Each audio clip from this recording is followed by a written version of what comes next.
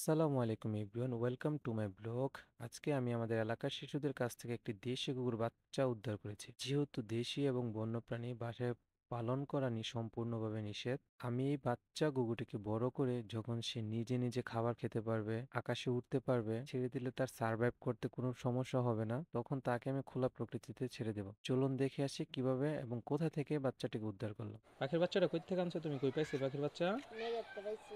ম্যাগেতে পাইছো? হুম। মেঘাতে পাইছো জানি কি বাসা ছিল না? না। দেখো নাই? না। এখানে আর কোনো বাচ্চা ছিল? না। আর কোনো বাচ্চা ছিল না? এটা কি আজকে সকালের বৃষ্টিতে পাইছো না? জি। কি করবে এখন এটা? পাল। পালতে পারবা? না। কি করবা? মা আছে ওখানে? না। মাও নাই? না। কি করবা? তুমি পালতে পারবে এটা? না। আমি রেখে দিই তোমার কাছ থেকে? একটা দেন। রেখে দিতাম। আমি কি করবো এটা বলতে পারবা?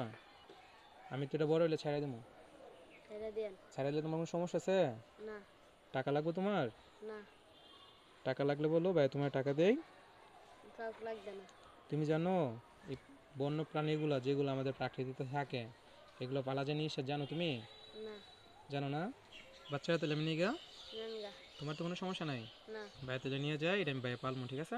বাইরে আচ্ছা। পাইলা বড় হইলে ছেড়ে দিবেন। সাইরা দিমু আমি, ঠিক আছে? তোমাদের কোনো সমস্যা আছে? পাখিতে রেখে দিছি আমি, না। ছাইরা দিমু। ছেড়ে দেন। আচ্ছা ঠিক আছে। তো যাই হোক, আমি দেশি কুকুর বাচ্চাটিকে আমার বাসায় নিয়ে এসেছি এবং বাসায় আনার পরে আমি খেয়াল করলাম যে বাচ্চাটি খাবার খেতে পারে না।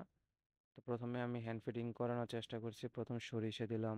তো আমি অল্প পরিমাণে সরিষা এবং কিছু পানি খাইয়ে পাখিটাকে আমি আপনারা যারা পাখি সম্বন্ধে বুঝেন অথবা কিভাবে হ্যান্ড ফিড করাতে হবে জানেন, প্লিজ কমেন্ট করে জানাবেন। আমি পরবর্তীতে আপনাদেরকে পাখিটির সম্বন্ধে আপডেট দেব। এবং বন্যপ্রাণী পোষ করা যেহেতু নিষেধ, আমি পাখির বাচ্চাটি যখন উড়তে পারবে, নিজে নিজে খাবার খেতে পারবে, আমি তখন তাকে মুক্ত আকাশে আমাদের এই খোলা পরিবেশে ছেড়ে দেব।